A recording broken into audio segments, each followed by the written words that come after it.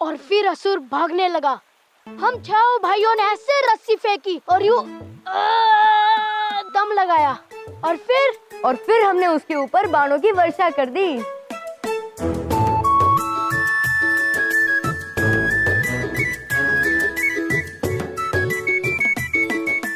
भैया, अब यहाँ क्या कर रहे हो? वहाँ देखो, पुष्कर और उसके सभी भाई सारी प्रशंसा बटोर रहे हैं। किसी को हमारे पराक्रम की कोई जानकारी ही नहीं होगी। कोई बात नहीं कुश, ठीक है, किंतु आप किन विचारों में खोए हुए हो? एक विचित्र सा आभास है कुश।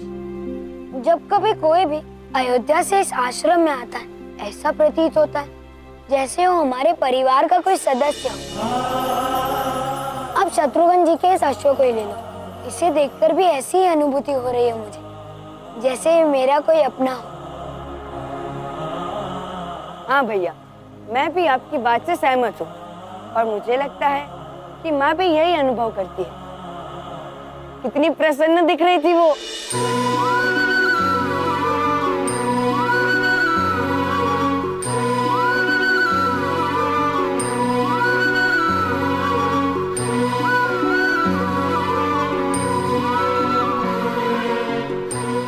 उर्मिला, मांडवी और श्रुतकीर्ति अपना दायित्व ठीक से तो निभा रही है ना? हाँ माँ, किंतु ऐसा क्यों पूछा आपने?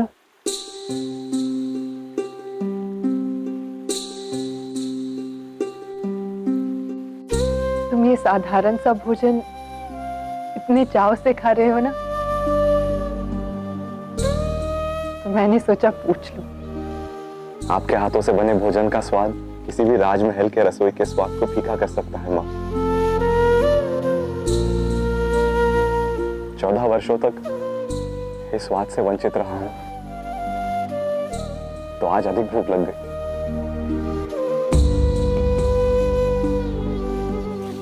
रहने दो। नहीं माँ, ये आश्रम है, यहाँ आने वाले अपनी थाली स्वयं उठाते हैं। जो नियम बालकों पर लागू होते हैं उसे मुझे भी मानना चाहिए।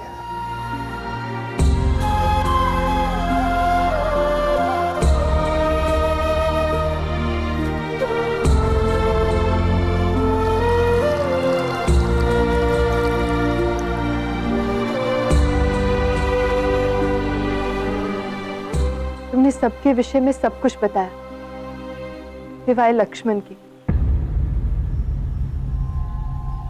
वो कैसे है?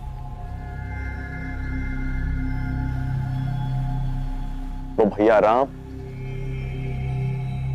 और घर के अन्य सदस्यों के लिए केवल सेनापति लक्ष्मण बनकर रह गए मां।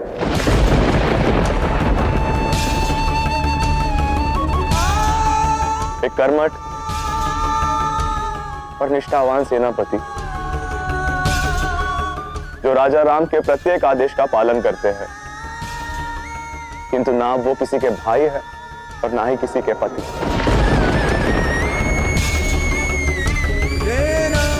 सभी संबंधों पर से उनका विश्वास उठ गया है मां। आपके जाने से वो रुष्ट है सबसे।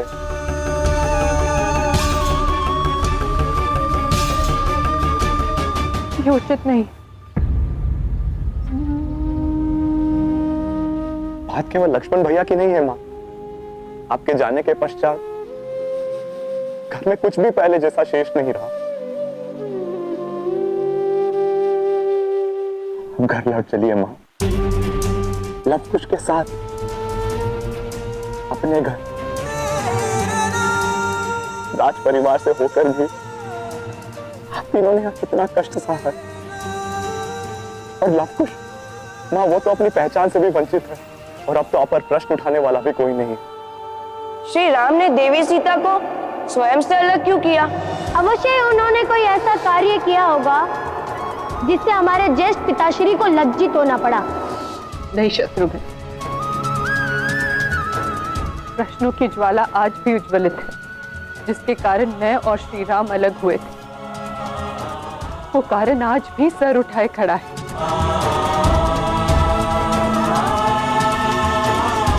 हमारी लड़ाई अभी और चलेगी, क्योंकि जो प्रश्न श्री राम और मेरे संबंध पर सीता के चरित्र पर दूसरों ने उठाए थे, आज वही प्रश्न हमारे कुल के बच्चे उठा रहे हैं।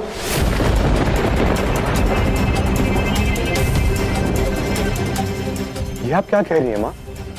मां शत्रुघ्न, पुष्कर और उसके भाई लवकुश और मैं भी इन्हीं प्रश्नों के भंवर में उलझे हुए। आप मुझे सब कुछ विस्तार में बताइए माँ। बताऊंगी, सब कुछ बताऊंगी, परंतु उससे पूर्व तुम्हें ये वचन देना होगा कि तुम लवकुश को नहीं बताओगे कि तुम्हारा उनसे क्या संबंध है। ठीक है माँ, यदि आपकी यही इच्छा है तो यही सही।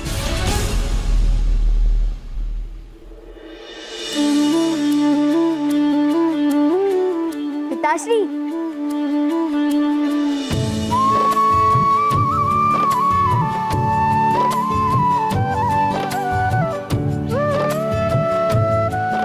इस गुरुकुल का एक अंक कहानी नियम है, यहाँ आने वाला या तो कुछ सीखता है या सिखाता है। और आप तो परम ज्ञानी है ना, तो आप हमें समझाएंगे, कुछ अच्छा बताएंगे। और जानना हमें उनके विषय में है जिसका नाम लवणासुर ने श्री राम के साथ जोड़ा था। किस विषय में जानना चाहते हो तुम? रावण। कौन था रावण? वो श्री राम के जीवन के साथ कैसे जुड़ा? हम सब उसके विषय में जानने के लिए उत्सुक हैं।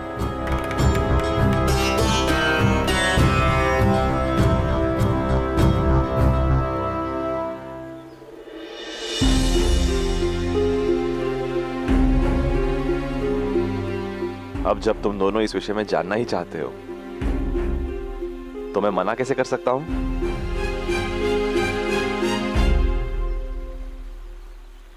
कुछ तो है तुम दोनों में लवकुश, क्योंकि जो भी तुमसे मिलता है वो मंत्र मुग्ध हो जाता है, विशेषकर हमारे परिवार के लोग। क्या बात है पुष्कर, तुम्हारे स्वर में व्यथा स्पष्ट हो रही है। हाँ काकाश्री, जब से हम इस आश्रम में आए हैं, एक बात है जिससे मैं ही नहीं, हम सब व्यथित हैं। हमें यहाँ आकर आभास हुआ कि हम अपने परिवार के विषय में कितना कम जानते हैं। केवल रावण ही नहीं, देवी सीता और श्री राम के संबंध के विषय में भी कुछ नहीं जानते। हाँ पिताश्री, पुष्कर भैया सत्य कह रहे हैं। क्यों हमें कभी यह नहीं बताया गया कि कोई देवी सीता थी जिनका बड़े पिताश्री के जीवन में एक महत्वपूर्ण स्थान था।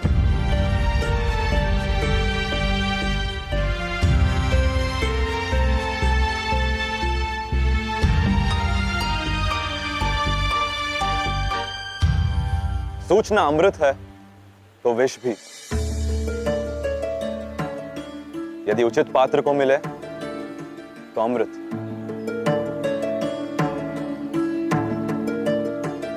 और अनुचित पात्र को मिले तो विष। तुम सबको ये सब इसीलिए नहीं बताया गया क्योंकि संबंधों की जटिलता को समझने के लिए तुम सब बहुत छोटे थे। भैया श्री राम और देवी सीता के संबंध को समझने के लिए ना तो तुम्हारे पास विवेक था और ना ही गहराई।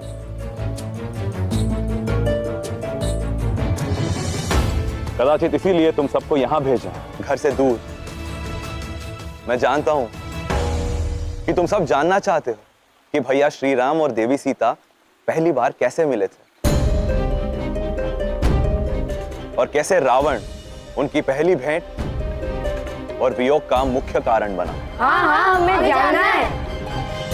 अब तक श्री राम की जीवन यात्रा के संबंध में हमने जो कुछ पढ़ा है, उसमें श्री राम ने राक्षसी ताड़का का वध किया था। तो फिर तुम लोग देवी सीता और भैया राम के मिलन के प्रसंग के बहुत निकट पहुंच चुके हो और शीघ्र ही तुम्हें यह भी पता चल जाएगा कि रावण कौन था।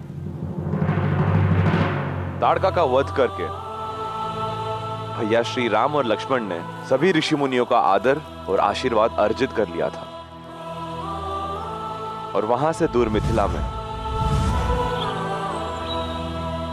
महाराजा जनक अपनी पुत्री सीता के विवाह की तैयारियां कर रहे थे और उन्होंने समस्त ऋषियों को अपने राज्य में आमंत्रित किया।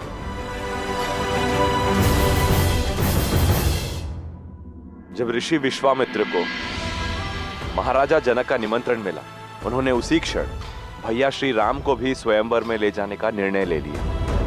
विश्वामित्र परम ज्ञानी और दिव्य दृष्टि के स्वामी थे, तो उन्हें आभास था कि भैया श्री राम और देवी सीता के संबंध में वो एक महत्वपूर्ण कड़ी बनने वाले हैं। परंतु जहां नियति भैया श्री राम और देवी सीता का मिलन चाहती थी, वहीं था वो जो उनके जीवन में सबसे बड़ी बाधा बनने वाला था।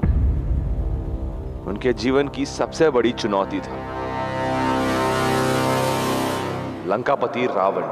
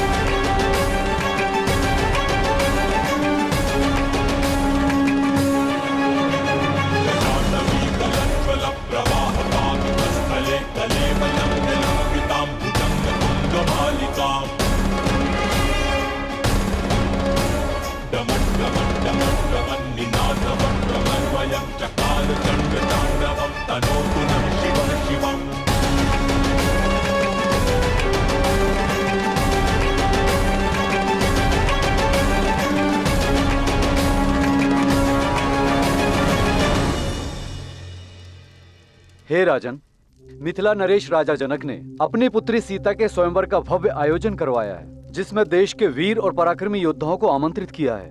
किंतु उन्होंने लंका को इस योग्य नहीं समझा और आपको आमंत्रण नहीं भेजा गया है दशानन।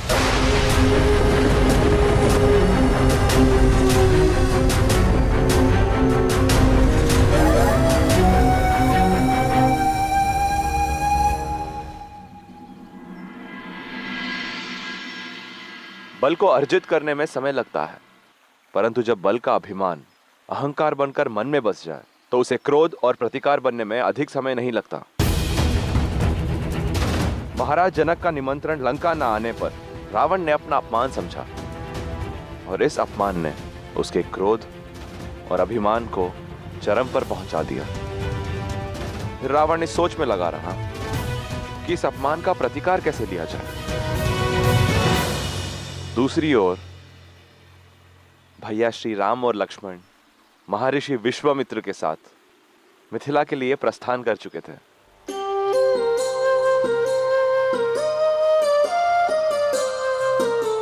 वो आपकी नहीं, हमारे मिलन की यात्रा थी आज। आपने उस यात्रा की एक एक क्षण का कितना सुंदर और दिव्य विवरण किया था।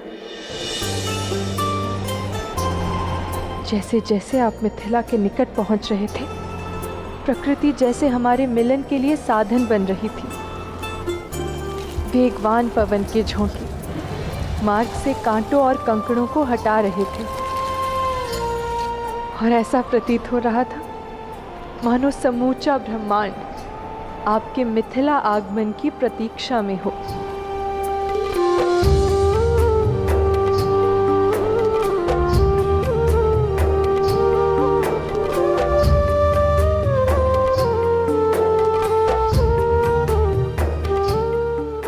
राम तो केवल अपने गुरु के आदेश पर मिथिला जा रहे थे, परंतु देवी सीता, वो तो अपने स्वयंवर के लिए अति उत्साहित थी।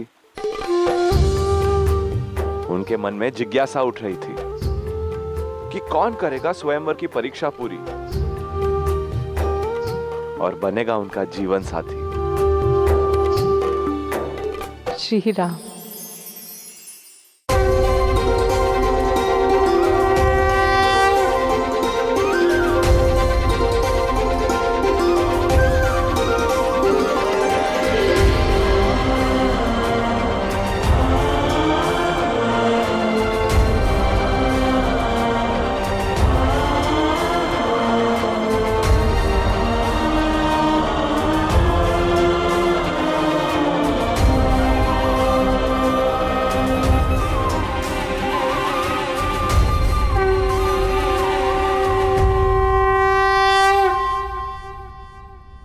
हे महादेव, अपनी पुत्री के विवाह की चिंता तो हर पिता को होती है, परंतु मैं निश्चिंत हूं, क्योंकि जैसे मैंने अपना भविष्य आपके हाथों को सौंपा है, वैसे ही अपनी पुत्री के लिए योग्य वर ढूंढने का दायित्व मैंने आपके ही दिव्य धनुष को सौंप दिया। और मुझे यह विश्वास है प्रभु कि जिसका भी चयन आपका दिव्य धनुष करेगा, वो मेरी पुत्री के लिए उपयुक्त जीवन साथी होगा। दीदी, सोचिए, जो इस विशाल धनुष को उठाएगा, उसका व्यक्तित्व भी कितना विशाल होगा ना। उसकी भुजाओं में अथाह बल होगा।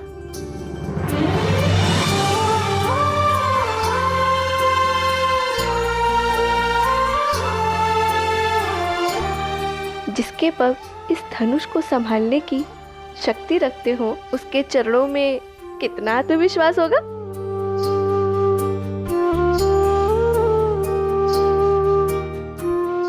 जो रौद्र शिव के धनुष को विजयी कर ले, उसकी मुस्कान मनमोहक और मंत्रमुग्ध करने वाली होगी।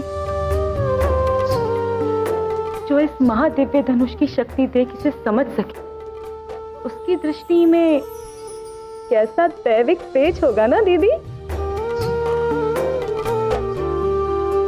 दीदी, बताइए ना, आपके मन में कैसी छवि है हमारे होने वाले जीजाश्री की? तुम सबको और कोई कार्य नहीं है क्या? जाओ और जाकर देखो कि सभी राजकुमारों के लिए स्वर्ण चौकियों का उचित प्रबंध हुआ है या नहीं। अच्छा अच्छा अच्छा, ठीक है, जाते हैं। चलो चलो चलो चलो।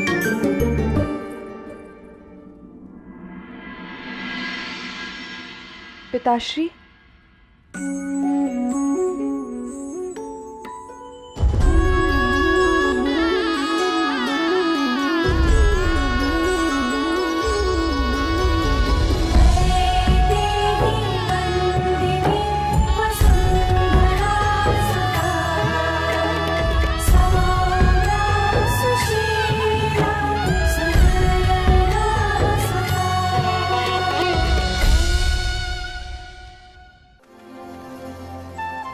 पहली बार मिथिला जा रहे हो राम? नहीं ऋषिवर, इससे पूर्व एक बार मिथिला जा चुका हूं, बहुत समय पूर्व, अपने बालपन में। तो उस समय की कोई स्मृति है तुम्हें?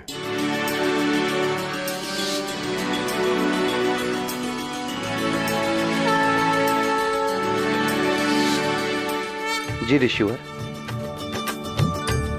एक विशाल और दिव्य शिव धनुष, उसकी छवि मन से जाती ही नहीं। तुम्हारी स्मरण शक्ति बहुत बलशाली है राम। आज फिर से तुम्हें उस दिव्य धनुष के दर्शन करने का अवसर मिलेगा राम।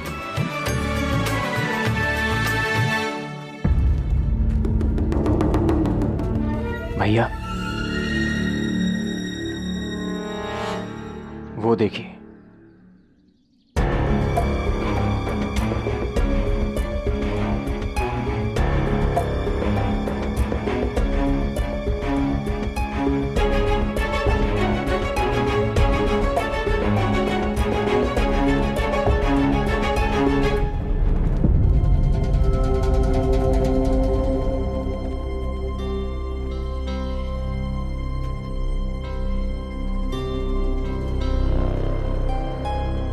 देखने से प्रतीत होता है कि यहाँ सदियों से कोई नहीं है, किंतु ऐसा आभास हो रहा कि सदियों से यहाँ कोई है।